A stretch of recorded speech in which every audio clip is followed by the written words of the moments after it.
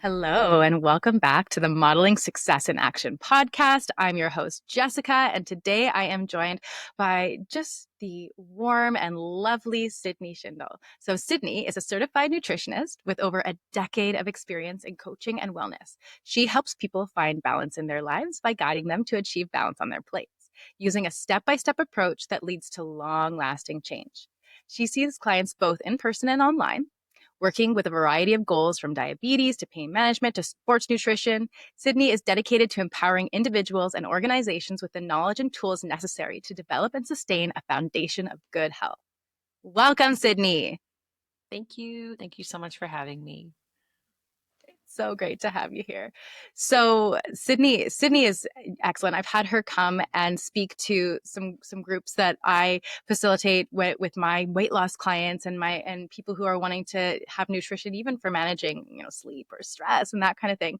But I was just as we were just hopping on the call here and before I pressed record, I was about to tell a story to Sydney that happened over the weekend, and I thought, no, I'll save it for when we're on the air. So I'm gonna start by telling this story and it's kind of a interesting way of showing what you do. So I was in a course over the weekend that's called Speak Like a Pro. It's run by Hypnosis Training Canada. It's one of the places where I do all of my, different NLP and hypnosis trainings. And this is designed to help people feel really comfortable facilitating workshops, speaking in front of groups, doing what we need to do. And the very first thing that we started with was, picturing the mood, the attitude, and like a model, somebody that we wanted to embody and stand the way they stand and breathe the way they breathe and talk the way they talk, so that we could really come from like a grounded place. So we all got to think of one of those. And I thought of you. I pictured Oh, Sydney and I was like, you know what? Like, you really do. Like, I get to watch her speak almost every single week, which has just been really lovely. We're in a group together with professionals who do get to kind of flex that public speaking muscle on a weekly basis. And so watching Sydney has been really fantastic. And she even facilitates and coaches people in speaking. So thank you for being an excellent model in that way. And I'm really excited today to dive into what else you are an excellent model at. thank you. That just the warm and fuzzy feelings all over from that. Yeah, it was so great. So tell us a little bit about, maybe explain to the listeners why I chose you as a model for this. My gosh, that's just I'm going to give myself my own flattery. Um, I don't even know where to begin with that. That is one thing that I need your help with is being able to own up to who I am and how I do things because I love teaching others how to do it, but being that for myself, sometimes I feel shy. But Yeah. I truly love to help people have their aha moment. And I do that in my clinical work. I do that in the work that I do with public speaking and showing people what's possible for them and realizing that they can go beyond the barriers that they've set up for themselves or that others have told them is my jam. And I do that with food. I do that with wellness and I guess how they've been told they have to live their lives. I'm going to put it that way, or in the realm of public speaking. And I teach at a school where I teach public speaking and I run public speaking courses outside of it. And it's so fun to watch the change in people that can happen when they go beyond that boundary that they put for themselves or that they have set up because someone else has said, no, that's not possible. Or, you know what, you were a terrible public speaker when you were a child because you did this play and, you failed. And so therefore, like that's the program that they continue to run. So I love showing them that there's more than what meets the eye or what they've been told is their boundary, their barrier. Yeah. And you work with, I mean, she's running a course for health and wellness practitioners who, typically they're most of what they're doing is one-to-one client work, right? They're not necessarily being in front of these big groups. So it's maybe not exactly where they feel comfortable. So teaching them how to, have their authentic voice, be in their zone when they're even in a group session. That's a pretty cool experience that you're providing for these practitioners. Definitely. I love that ability to show people that, I mean, it translates into the one-to-one work, but it also translates into how you can impact more than one person at once. And that means that you might get more one-to-one clients out of it, but it also means that in that group setting, that passion that you feel, that that information that you hold inside of yourself that you want to share with others can come out and can really be felt because you are authentically being yourself. And I find that that's the part that people get really worried about, is the comparison of looking at other people and looking at who's already doing this information or doing this work online, or trying to model themselves after, or not even model, they're comparing, they're not even modeling. I know we're going to be talking about modeling here, but they're comparing in a negative way that says, I can't do that, and someone else is doing it better. And I really like to dial it back and say, it's not about doing it like them. It's about being authentically who you are and finding exactly that, your authentic voice and your individual way of delivering that. And maybe that means that they need to model your attitude about it, Mhm. right? Maybe that means that they need to like model what a good mood is to have while they're being Yes. themselves, right? Because they could be in their heads about it, or like in a mood of like, well, this is a scary thing, or this is like, a judgment thing. Whereas they could be like, well, this is a thing where I'm connecting with people. This is a thing where I'm sharing my story, or Yes. even if you're just helping one person in the room. So yeah, helping them to shift that lens is a really beautiful thing. Definitely. And when in the world of public speaking, and I find this one so interesting, is that when we are the ones that are being looked at, when we are the ones that put ourselves on the line, we often think that when we do that, like automatically we're going to be judged. Automatically, everyone's going to have something bad to say, and they're going to be ready with tomatoes, like not real tomatoes, but you know what I mean? Like they're No, ready to I like love the boo you and like, metaphorical tomatoes. yeah, Yeah. you know that feeling, right? Because you speak on a regular basis too. And there's this feeling that we have when we put ourselves out there and we're vulnerable, that it's all going to be negative, that it's all about, us versus them. And I mean, it makes sense if we think about it from like a pack animal perspective. When there's a ton of eyes on you, like it can feel threatening. But what I love to tell students, and I love to tell people who come to my workshops, is that the audience wants to cheer for you. Like they want to believe in you, because when you are the presenter, you are the tour guide. You are the person who is welcoming. You are taking us on an adventure. And if Mhm. you're not being a great tour guide, then we don't get a great experience. So we're rooting for you. Like we Yeah, want to exactly. follow along, right? We want this to be a good time, right? Yeah. Yes. Yeah. I And mean, who's willing to give up like an hour of their time minimum, for any talks or workshops, and hoping, mm, I hope that this is a waste of time. I hope that this exactly. presenter really sucks. Like, Yeah. So no. like we want you to be good and we want Yeah. you to be yourself. And like the one thing that I love saying to people about this is, because I've had students in the past who are so afraid of connecting, and I've had amazing students come through who are hilarious, great speakers, really full of great ideas, but they're constantly looking down and they're constantly like afraid to connect. And what I love to tell them is like, I know you want, like you're afraid of the audience not approving of you, and that's why you're looking down. But what you don't realize is that when you don't connect with your audience, you're not approving of your audience. You're not connecting. You're not giving them approval. And so when the audience is sitting there, like they want your approval, they want your love, they want your attention. So if you're not giving yourself to your audience energetically with your eyes, etc., with your voice, then they're sitting there being like, wait, does she not like us? Like, does she not want us to be here? Like, should we leave? So you Right? want, Or they're like, they feeling like want they're your being attention. Yeah. talked at rather than Yeah. spoken to, like, yeah. Exactly. Yeah, like, okay, this could have been like a recording, a video that I was just watching then, right? For Why does sure. Yeah. Yeah, for sure. So it's a two-way connection. Like we feel like on stage, like we want other people's approval, but it's actually a two-way thing. Like you want to give your audience approval and love. And when you give a speech, it's not about you. It's about your audience. It's about who you are taking care of. Like you are the tour guide. You want to have them have a good time. You want to walk them through the process. You want to show them all the little fun facts, and you want to make sure that they leave you a good Google review at the end, and then they leave happy and satisfied. I know that's a weird analogy, but it works for me in my head, because if Yeah. you've had bad tours, you're like, what was the point of this? Like, you want a good tour guide that stays with you long after the journey's done. It's true, right? The one that made the trip, right? Hmm. You're like, oh my goodness, like we could have gone and looked at that, that same exact route ourselves, but having the person there to take you through it is, and I feel like, I mean, with what we both do with hypnosis, with nutrition, yeah, sure, you could go on the internet and you could find a meal plan and you could follow it, but it's having that person who can like take your hand and go, but notice this, but look at it this way, but what about this, right? That's the thing that keeps you engaged. That's the thing that helps you actually follow through and like have the experience the way it's meant to be had. Definitely. Yeah, it's that Yeah. impact.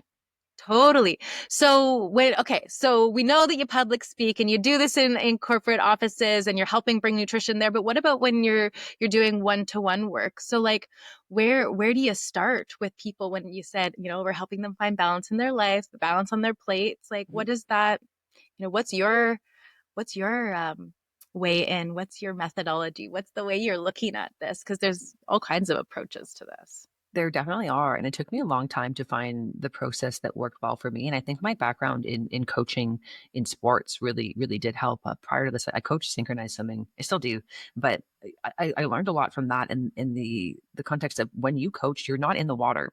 You're not the one who's actually doing the move. You're telling somebody how to do it, and you're giving people tools, and then they go and do it, and they come up for air, and you're like, "Hey, how was that? Like, why did that work for you? What felt different?" And then they would tell me, oh, I tried this tool or I did this instead. And so it became really apparent to me that that was helpful in the context of nutrition because it's my job to look at the kind of that zoomed out perspective of what's going on for that person. But then I want to give them a tool, but then it's up to them to use it. And then it's up to us to work together to say, hey, how was that? Did that work for you? Or did that feel right? Or what made that feel different and why? So it becomes a collaboration. So when I work with people to find balance on their plate so they can find balance in their lives, I'm always looking at finding the missing pieces and maybe what's tilted too much to one side or the other in my analogy of synchronized swimming and bringing them back to balance by saying, hey, this might be missing. Why don't we try it this way instead? So we start by really diving deep into who they are as a person, their goals, what they've tried before, what's worked for them in the past, what hasn't worked for them in the past. I always really like to get a sense of their goals beyond just like numbers. A lot of people obviously come in for weight loss, but there's something else behind that weight loss if that's a goal. Or if they come in looking to make changes with diabetes, yes, that's important, but why? Like, what's that going to allow them to experience by seeing change there? When we have more deeper purpose beyond just a number on blood work or beyond just a number on a scale, I find that the commitment and the desire to make change and the interest in making change becomes stronger. So that's a big part of my intake process. And then we go through lots of stuff that I won't bore you with all the details, but looking at the whole person because it's more than just the food on their plate. Food is like a pillar. If we're looking at like what makes a human whole, nutrition is a huge one because I mean, if you didn't know, your food becomes who you are. Like your hair, your skin, your nails, all that stuff is made out of food. And I love teaching people that. But nutrition is one piece. We also need to look at sleep. Sleep habits are massive. Stress management. How do you cope with stress? What do you do to let go of stress? What are your coping mechanisms and movement? These pieces all need to be looked at, even though I do work in the realm of nutrition, practice holism, holistic health. So I'm asking a lot of deep questions there so we can kind of get to what needs to be focused on first. And then from there, I make a very approachable step-by-step plan so we can really meet people where they're at. Because at the end of the day, if you went to go see a personal trainer and you said, hey, yeah, I can deadlift 200 pounds, and they never actually assessed you and went through a movement assessment and they loaded up a bar with 200 pounds and said, go ahead, friend, let's see you deadlift this, bad things would likely happen. So the same Yeah, thing in the that's a realm of recipe for nutrition. pain and Yeah, suffering and yeah, and giving up too, exactly. right? So Yeah. Yeah. yeah, for me, Because, that's like the same thing with nutrition. It's like, hey, I got to meet you where you're at and we got to go step by step because that's how we make long lasting change that's going to make you feel good, that's going to be sustainable, and that's going to be positive for both parties here. yeah, yeah, exactly. Because if you Mhm. don't want them thinking that you're not understanding where they're coming from, right? If you load up that 200 pounds and you're like, okay, right, and not realizing that they're kind of deluding themselves, it erodes trust if you're not really being able to see, the bigger picture too, right? Definitely. Yeah. So, okay, so then when you're working with clients, are there any things that are coming up like as surprises? Are people coming in skeptical or with myths or all kinds of stuff when you're first meeting them? Good question. I think definitely the one size fits all approach is a big one that still exists of, looking at different diets that exist and saying this worked for so and so and now I want to try it too and just really believing that that's going to be the quick fix that's going to make the long lasting or make an impact for them and not really looking at the why behind the diet. I think that's a big one that comes up for people. Oh my goodness, I have so many things that come up for people. Do giving it people come prompts in around with this like one. wacky ideas like nutrition myths? Are they thinking like, oh, you know what? Okay. So I'm going to throw Give me a protein into response. this conversation. So, like, okay, let's imagine it's, it's the early 2000s and that super skinny look is in and everything is low fat, sugar free. And they're telling you protein is just for men and all the guys are Yeah. doing all the whey protein, right? And, there's been a big shift. So, like, Huge. yeah. So, what are they imagining now? Because I know that when we have something that's fat free, more often than not, that means that there's extra sugar in there to make it taste good. So A fat free is hundred not what percent. you want, Yeah. Yeah. I still Hmm. find that the like marketing claims are a big one that people are coming in with. I'm going to get back to protein because I mean I can't not be on a Yeah, I podcast mean, and I talk know I threw protein in protein. there and then like So, but before I get there, I mean, food marketing is still something that shocks me when people come into my office with, thoughts around certain products or nutrition claims, and I have to show them otherwise. Like even this morning, I was doing a grocery store visit with a client, and we were talking about a product that he uses all the time for high fiber, and it was a brand cereal, like Brand Buds. And we went through it, and in that product, there was a lot of fiber, but there was also almost 30 grams of sugar in a cup of these Brand Buds. So of the total like carbohydrates in this product, a third of it was sugar.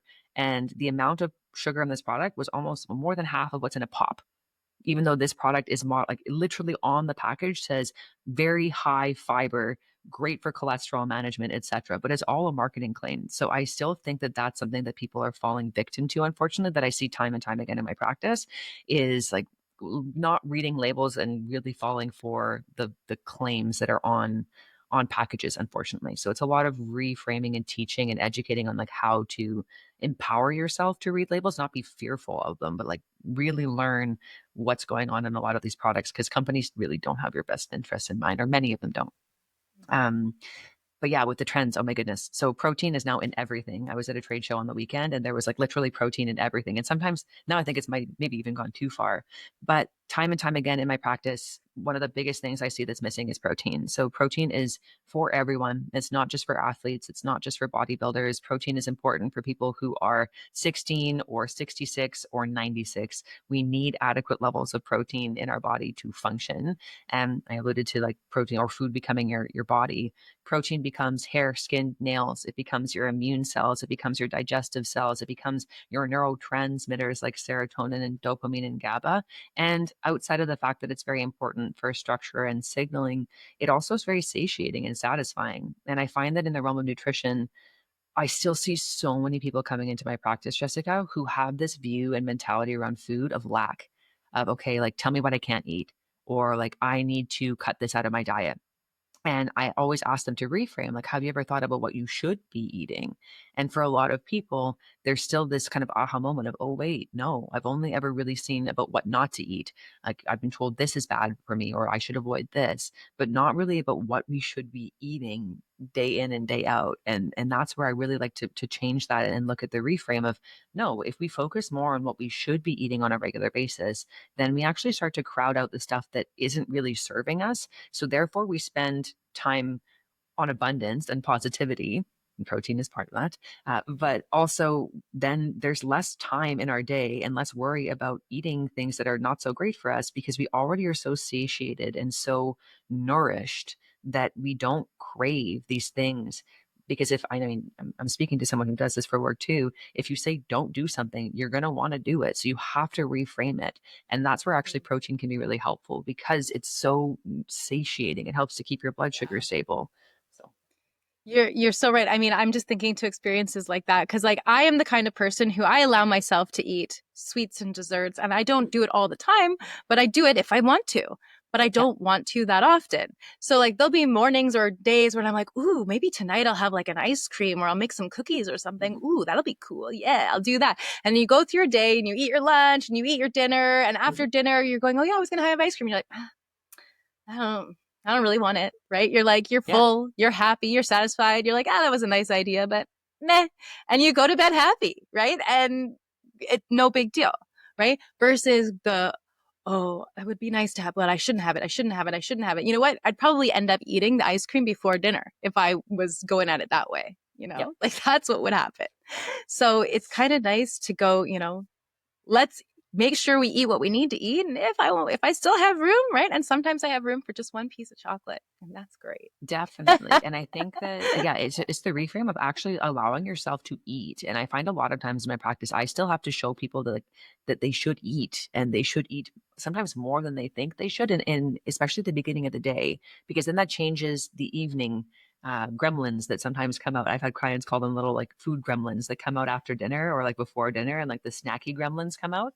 And oftentimes it's because you've gone with that lack mentality in the morning of, oh, I'm just going to skip breakfast, or I don't have time for that, or from, yeah, that 2000s mentality of like eat less and you're going to look different. But Yeah. we actually need food, we need nourishment. So when you start off by like loving yourself as an act of self-respect and self-love of like eating and eating real food, then that changes the little gremlins that might come out at night, because you've set yourself up for success by eating real nutrient dense food. I love that you framed it as like love yourself, because that Yeah. is exactly it, right? So many of the people who are coming into my clinic for weight loss, it's a reframing of the relationship to themselves, the relationship to food, and loving their body in a new way, respecting their body in a new way, because your body is telling you what it wants, and we're disrespecting it by ignoring that, Oh you yeah. know? We're like, oh, I'm so much smarter than this, like all these like signals firing off inside of me. I think I'll overthink it and go eat a box of Oreos. Oh yeah. No. And like I joke Yeah. with clients all the time too. Like, I mean, if you haven't figured it out by now, I love analogies, but we are more apt to like take care of the light that's going off in our car, like a check engine light or like oil or low whatever, than we are to actually listen to the bodily signals that we have, because we'd rather just ignore those, because it just seems easier to do it that way. We wouldn't ignore the notifications on our phone. We wouldn't ignore the notifications in our email. We would check those things. But the little notifications that our body is sending us all the time, like, hey, you've got a headache. Hey, Yeah. you have brain fog. Hey, you're feeling really sleepy and it's 2 p.m. Those are all like check engine light signs that you should be paying attention to in your body. And it's so interesting because, like, we've learned to pay attention to some of the signals that our body sends us, right? On a daily basis, we're responding to certain signals, right? Like the need to use the washroom, for Yep. instance, right? Like we understand that one. We learned early, right? And we made there's pretty clear associations with it, right? Like, but people are like the association of listening to those other parts of your body, like even the need for rest or to like get up and Yes. move your body, right? Or to like eat because you're hungry or drink water. So many people are, they think they want a snack, Thank but you. they're just thirsty. Mhm. Mhm. Another big one I see missing in my practice is I still have to share with people that you need more water. Yeah. Yeah, Yeah. especially in Mhm. the morning. Water before coffee. And if that's like one of my favorite tricks is, if you're a coffee drinker, I love coffee, but you got to have a glass of water before. And if that means filling up your cup of that you drink your coffee out of with water first before you get your cup of coffee, that's a great first way of like telling yourself to drink more water in the morning, and you can work your way up to more. But really just reframing things, and it really just starts to the cascade of events that happens after that is, it's a lot of fun to watch when you pay attention to it. Totally. So, have you always had this mood and attitude around food, or was this something that you had to cultivate? I would say I'm quite lucky that I grew up in a family where real food was really important. My parents are from Saskatchewan, and they were farmers. So even growing up here in Vancouver, we always had a lot of real whole food close by. But of course, like any teenager, I went through phases of loving too much junk food. I have a sweet tooth as well. I've always loved sugar, and even as an athlete, I didn't really know what to fuel myself with, so it was just quick food. But I learned more about food when I was in university. When I was before I even decided to study nutrition, I just started to go home and cook because, to be honest, I was bored in class and I was thinking about what to cook for dinner. And I started to cook for myself, and I started to make this connection between certain foods making me feel really good and certain foods making me not feel so good. And I wanted to ask more questions about that and dive in. So slowly but surely, I really just started to awaken to the fact that food was more than just fuel, because like many women, like you go through a point of looking at food and going like, okay, how many calories does this have? Or like, maybe I'm going to have a smaller lunch today, or you know what, I'm going to have this over that because I've been told I can't have an avocado because that's fat, right? So I moved away from that and really started to listen to my body And I noticed a difference. Like from a physical perspective, I felt great. I looked great. I looked better than I ever had before. But also an emotional and energetic perspective, it was just this light bulb moment of wow, like the food that I eat is more than just a calorie. Like a calorie is just a unit of measurement. And I found that out later. But there was just this like intuitive feeling inside my body of like, ooh, this makes me feel good. So I didn't have to work too hard to cultivate it, which I'm thankful for. But I mean, it definitely turned down the sweets for me. So over that, like, oh my goodness, if you would have met 12-year-old me, like, oof, there was a lot more sugar than I eat now because now I know what I was missing, which has made a Yeah. huge difference. Yeah. So I love that. I love that, Sydney. What you just said. Okay, so I teach my weight loss clients something. It's an NLP technique and it's called the naturally slender eating strategy. And it is exactly that. And is what naturally slender, fit, healthy people do automatically is they notice how the food makes their body feel. They imagine how a food's going to make them feel before they eat it. And they decide whether or not they want to feel that way. Right? Every once in a while, they make concessions for sweets because they're like, yeah, if I eat a little bit of this, it's not going to tank the whole system, but I can just eat a little bit of it. If I go crazy, it's going to feel awful. And and that's exactly what, and it's a light bulb moment because most people are just not paying attention. Nope. They don't know how to pay attention and they don't know, they're not, you're not willing to stick with it long enough to get the feedback they need from their body, right? Definitely. To notice how the changes feel and to have that experience. So for those of you who are listening and going, hey, I would love to be able to shift the way that I'm interacting with the foods I eat, rewind 2 minutes and listen to what Sidney just said and do it that way. Yeah, that's awesome. So, okay. So then before we wrap up here, Sidney, is there anything else that you feel like you want to leave with the listeners that that they could take away and start taking action on? Yeah, I think that ties into what you just spoke about and what we talked a little bit about before was rest. So we live in such a busy day and age where we are constantly bombarded by information. Our phones are going off 24/7. There's noise all the time, like physical noise, but also just life noise. And that makes it way harder for us to check in with those body signals and to see what our body is trying to tell us. So the more we can take that time to come back to a space of being grounded and present and listening to those cues, the more we're going to naturally want to eat better foods, the better we're going to sleep, the better we're actually going to digest our food. Because that's a whole other topic of like when we're stressed, we don't digest our food very well. So the more you can spend the time around meals, like actually being mindful in a positive way. And I don't mean mindful in a negative way. I mean mindful, like look at your food and smell your food and taste your food and be present for that. Because that's another thing that will really change how you feel about food. Because food is life, food is joy, food is human connection. And I find the reframe of like, if a food tastes really good, savor it and slow down and enjoy it. Because I find oftentimes we want to eat it too quickly because it's so good. But take the time, and this is actually like a form of meditation, if you think about it, to smell your food, taste it. And even by me saying this right now, I'm already starting to salivate. That's part of digestion. Yeah, right.